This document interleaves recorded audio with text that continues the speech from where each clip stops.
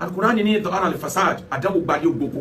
dhahara al-fasad ìbàjẹ́ gbalẹ̀ ògbóko ibi tá expect ìpàdánwò lè wọbẹ̀ àdánwò wọbẹ̀ tó máa dá máa bá fọwọ́ lẹ́ràn bima kasabat aydin nas àdánwò tí bá ń gbé gbàgbọ́ lọ tó ń gbé odidi lé majority ẹ̀ kì í ṣe natural bima kasabat aydin nas result iṣẹ́ táwọn kan ṣe nínú ènìyàn ni o liyudhiqahum ba'da alladhi amilu ní tìtorí ká ẹ lè jẹ nínú ìyà tẹ́ fọwọ́ ara yín fà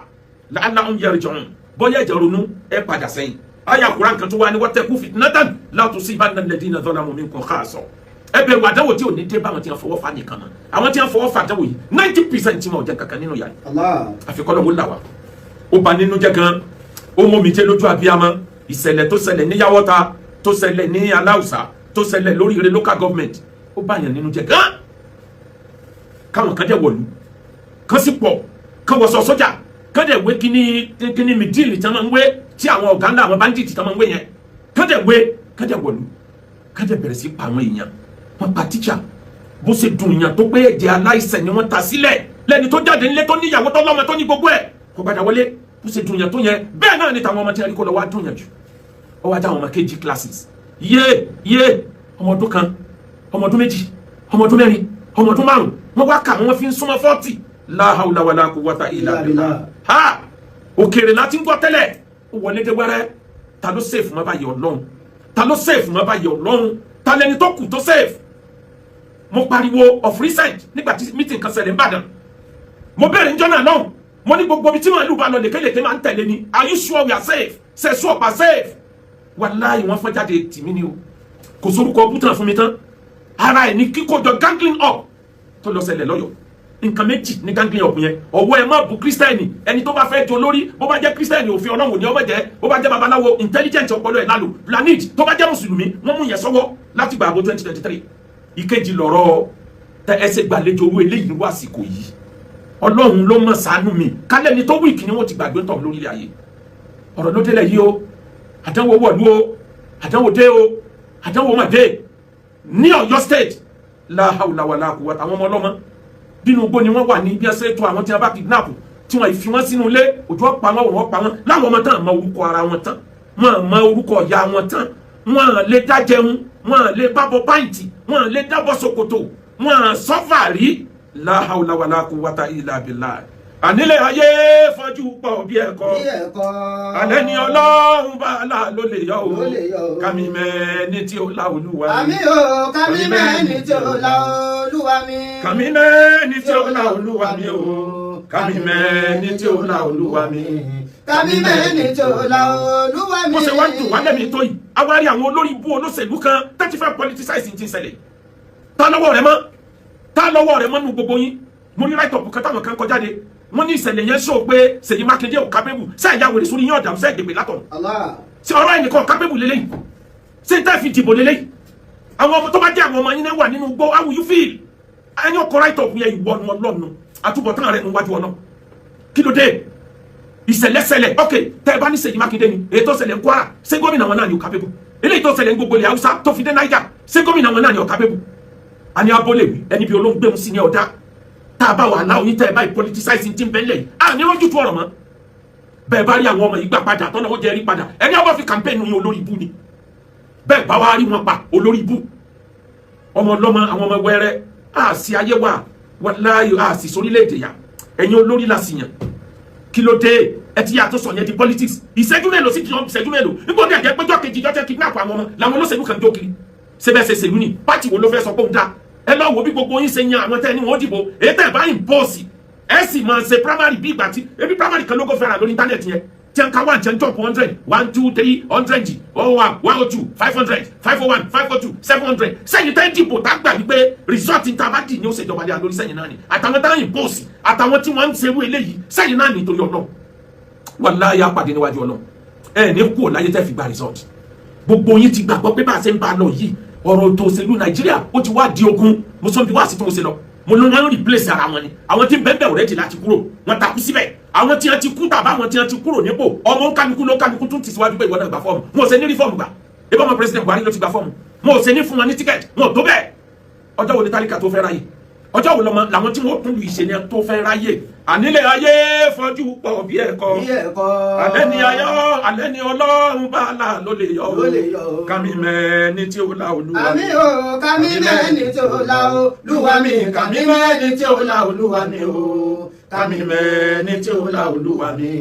kàmí mẹ́ni tí ó la olúwa mi. mo ti sọ ní wàásù kan tí mo ṣe kọjá ó ti pẹ́ mo ní kíjọba Nàìjíríà gbogbo bí tá ẹ bá ní national park sí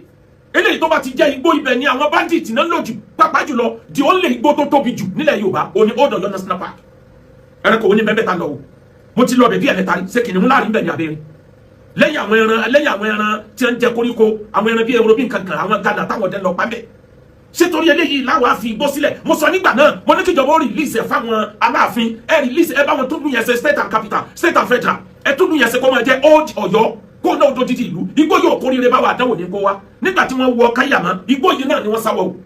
igbó yẹn ó tóbi gan débi pé ó fẹ́ tó local government 8 àbí 9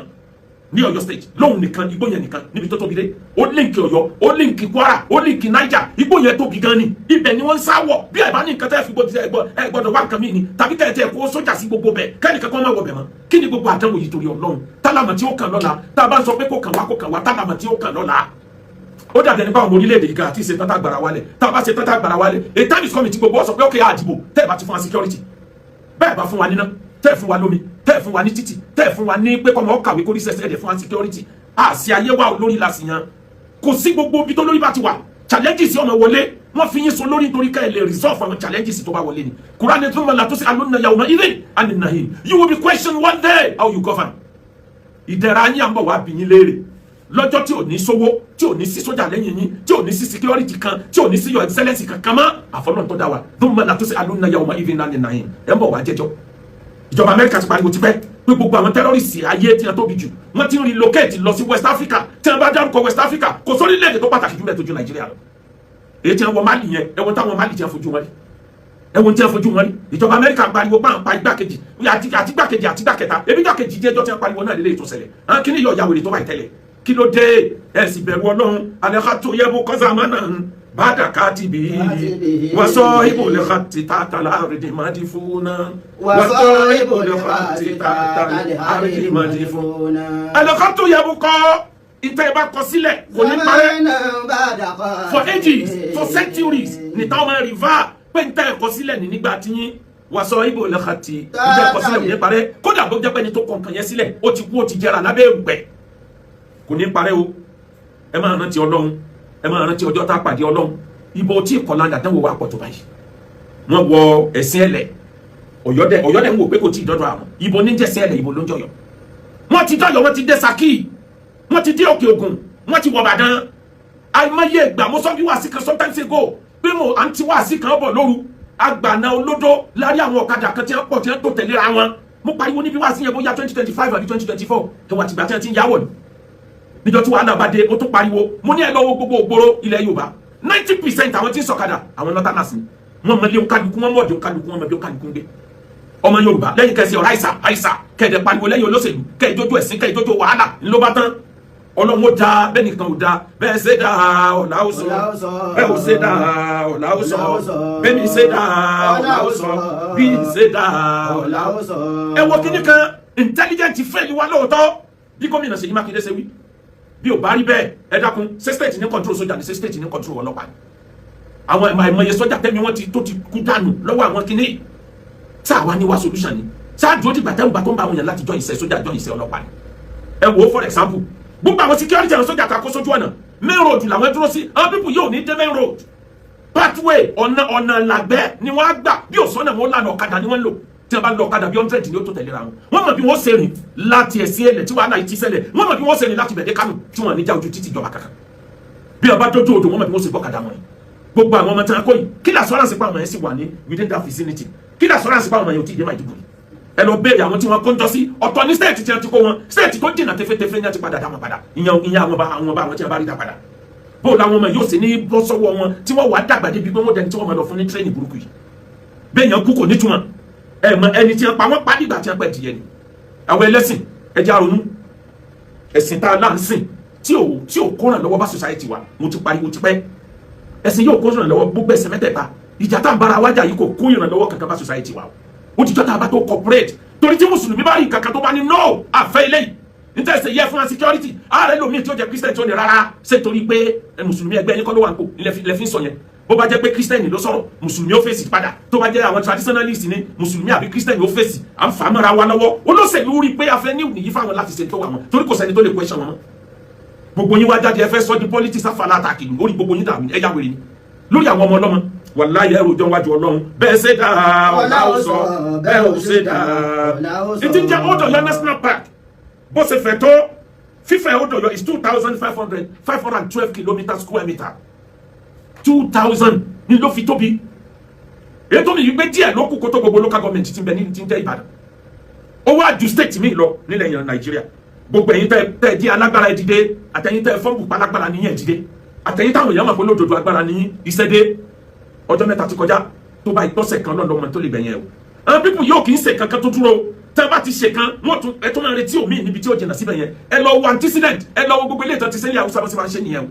wọ́n ti dójú lélẹ̀ ìwé nìyẹn skul tí ò bá wọ̀ kan ti pa ilé ìsìn tí ò bá wọ̀ kan ti pa àìmọye ilé tí ń bẹ nínú ẹgbẹ́ náà sáà ní drone tí wọ́n lè fi sẹ́ńsọ̀ gbogbo environment wa mọ́ ni gbogbo wa kò sí drone tó lè jagun mọ́ ni kí ló dé ọjọ́ wo la tó fẹ́ bọ́ńbẹ́ ẹ mọ̀ kíní kan dájú gbogbo ẹ̀yin tẹ́ ẹ dálágbára olóyè Sunday Igboho iṣẹ́ lóde Ààrẹ Ọ̀nà Kakanfò ilẹ̀ Yorùbá ní jóná lọ ní tí wọ́n yàn yín sí lóde yìí wọ́n àyàn yín lólóyè pé ká ẹ máa wá gbádà kiri ká ẹ máa dé àbẹ̀tí ajá kiri o tó bá jẹ́ pàgbára bá ẹ bá jọba sọ̀rọ̀ ìjọba yọ̀ọ̀dà gbogbo ẹ̀yin Àgbẹ̀kọ̀yà tẹ́ ẹ máa fi oúnjẹ halẹ̀ ẹ jáde iṣẹ́ lóde gbogbo ẹ̀yin OPC ẹ jáde yín tẹ̀lé olóyè Sunday Igboho tẹ́ ẹ máa halẹ̀ yín ẹ jáde gbogbo yín ẹ jáde ẹ ti ẹ̀sìn kan yí ẹgbà àwọn ọmọ ọlọ́mọ sílẹ̀ yín náà ò ní parẹ́ ẹ dákun ẹ̀bẹ̀ lábẹ́ yín ìjọba bàbá Bọ́lá bẹ̀ Tinubu nínú ẹni ó fẹ́ràn yín lèmi wà mo ń bẹ̀ yín pẹ̀lú orúkọ yín ò ní bàjẹ́ wọ́n rí i pé South West lẹ ti wá ní ẹ ti bẹ̀rẹ̀ kí ní yìí ní South West ọ̀rọ̀ ta ni ó wọlé èbò bó ṣe pàtàkì tó lọ́dọ̀ yín Ọlọ́run mẹni tí ó wà láyé dìgbà yẹn sígbà wọn bá pa gbogbo ẹni tí ó dìbò tán láti wá sọ pé agbègbèsè àmọ́ bẹ́ẹ̀ ń gbìyànjú bẹ́ẹ̀ àwọn tó ń frustrate yẹn pọ̀ ló jẹ́ kẹ́mi ò sọ ní wáàsí kan tí mo ti ṣe kọjá mo láwọn olóṣèlú tá ń lò lọ yìí bàbá President Tinubu ètò òṣèlú yóò lè fún wa ní result tá kì í àwọn ọlọ́wọ́ èdè àbí eléyìí tó jẹ́ yí pé bribery and corruption ní gbogbo ètò kò látòkè tó fi délẹ̀ mo sọ bí wá sí yẹn mo ní bàbá Tinubu ẹ lọ create third force political party ẹ lọ dá party kan lè lábẹ́nu kan mọ́ pẹ́yìn ẹ finance ẹ tí wọ́n gbàjọba ní 2031 gbogbo anybody tó bá ti dipò ìjọba múrí ẹ má jẹ́ kí wọ́n wà ní third force yẹn arúgbó òsì gbọ́dọ̀ wà bẹ́ẹ̀ àwọn tí bàbá wọn ti di ipò tó ga jù múrí ẹ má jẹ́ kí wọ́n wà bẹ́ẹ̀ ẹ kó àwọn ajìjàgbara ẹ jẹ́ wọ́n pọ̀ bẹ́ẹ̀ àwọn ọmọ ìlú àwọn ọmọ ilẹ̀ Nàìjíríà tí wọ́n ti wà lábúrọ̀dù tán ti rí oríṣiríṣi experience ẹ jẹ́ ká wà bẹ́ẹ̀ àwọn ọ̀mọ̀wé ẹ jẹ́ ká wà bẹ́ẹ̀ àwọn tí wọ́n lè sọ̀sẹ́dọ̀ òwú ẹ jẹ́ wọ́n wà bẹ́ẹ̀ ẹ jẹ́ gbogbo wọn wà bẹ́ẹ̀ ẹ jẹ́ wọ́n padà find the solution sọ̀rọ̀ electricity ọ̀rọ̀ security ọ̀rọ̀ àìníṣẹ́ lọ́wọ́ ọ̀rọ̀ oúnjẹ tó wọ́n yìí ẹ mọ̀ bí oúnjẹ ṣe wọ́n tó ní ìgboro lásìkò yìí ni 1 billion rice pé kákò lè rántí bẹ́lẹ̀ yìí àwọn jẹ́ bẹ́ẹ̀ yìí wà láì bí wọ́n ṣe continue ni owó ni wọ́n fi máa ràbò owó ni wọ́n fi máa tàbò ó kálukú ti perfect logistic tí wọ́n fi make sure pàmò lọ́nà lọ àfi kí pàtì mi ò wà tó jẹ́ pé gbogbo ètí ń bẹ nílẹ̀ yìí á kó sẹ́gbẹ́ kan nínú wọn náà padà wá bẹ́ẹ̀ o bẹ́ẹ̀ tí wọ́n ní jẹ́ àwọn tí wọ́n ti dìbò ńláńlá mú rí if not ẹni bàbá rẹ ti ṣe president rí tí ó bá tó lò irú experience tí bàbá rẹ fi ṣe minister of defence ìjọsìn lòun náà tó lò ọmọ Buhari ló tó gba tíkẹ́ẹ̀tì mu nígbà wo lọmọ tálíkà tó fẹ́ ra yìí bàbá ẹ̀yin lẹ sọ yìí pé let the poor breathe don't suffocate them we are already been suffocated ẹ ṣàánú wa ẹ lò gbà yí pé èyí tẹ́ fẹ́ lọ́nà òun ṣe àwọn tí ń bẹ́ẹ̀ lẹ̀ yóò rẹ́rìn o lànà amalikun wàlàyé sàlàwùrọ̀ àyà wà ọ̀dọ̀ọ̀dún wàlàyé sàlàwùdòdò wà jìnnàdún wàlàyé sàlàsìláwù wà mọ́mọ́lákàtún wàlàyé sàbíyànù àyẹ̀kìfínà nínàdàwùlà àti àná nùhálàkù fìdíyàrì lànà gbòlódò nùhálàkù fìdíyàrì lànà wàkàmù ẹ̀ń dálé òkú mátìmẹ́rin jáde kàrọ̀hún sàdàtà wà òmòlè àfàmìlànà ọmọlẹ́kùn aníjọba. wàlẹ́ ìsàlà òrò àyà. ẹ ń pariwo reformation economy yọ̀ lára àwọn olóṣèlú pẹ́ẹ́pẹ́ àsìkò yìí ni wọ́n ń gbádùn jù tálíkà ní sọ́fà gbogbo owó subsidy tálíkà òràbọ̀ rẹ̀ àwọn ni wọ́n ń gbádùn lànà ọmọlẹ́kùn wàlẹ́ ìsàlà òrò àyà. onímọ̀ rẹ̀ dà aládùúgbò ti rẹ̀ dà gbogbo èèyàn jẹ́rìí ọpọlọ Tinubu pé yóò perform àmọ́ àwọn onímọ̀ rẹ̀ dà àwọn aládùúgbò ti rẹ̀ dà. wà á tọ̀nù wàlẹ́ ìsàlà òdòdó. a ní àmọ́ bá ti lu wa gbogbo ìlú wa gbogbo ibi tó jẹ́ gbó làwọn ọ̀daràn ni wọ́n ti take over wà á jiná dùn wọ́n sádà aláwọ̀ ọmọ ogun irinṣẹ́ ogun ti bẹ lọ́wọ́ àwọn bandits ó pàwọ́ rẹ̀ ju tàwọn ọmọ ogun wa lọ. àníjọba dojúmọ́ níjọba lọ yáwó lókè òkun gbogbo owó subsidy ọ̀ká gbèsè tí wọ́n ti jẹ́ sódà bẹ́ẹ̀ kó jẹ́ pàwọ́ ní gbogbo orílẹ̀-èdè ayọ́ pàkì sẹ́gbẹ̀ kan South Africa lé wa Ghana lé wa nílẹ̀ ilẹ̀ Ghana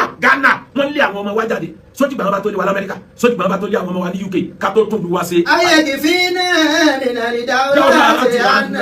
sódà bẹ́ẹ̀ tètè wà mẹ́kànnà kanú ayé wà kàmú ẹyin dálẹ́ òkú mélòó lẹ́ni àyàn sípò lọ́sọ̀jú wa ní state lọ́sọ̀jú wa l'Abuja lọ́ represent wa lọ́sẹ̀ senate lọ́sẹ̀ rep lọ́sẹ̀ house of assembly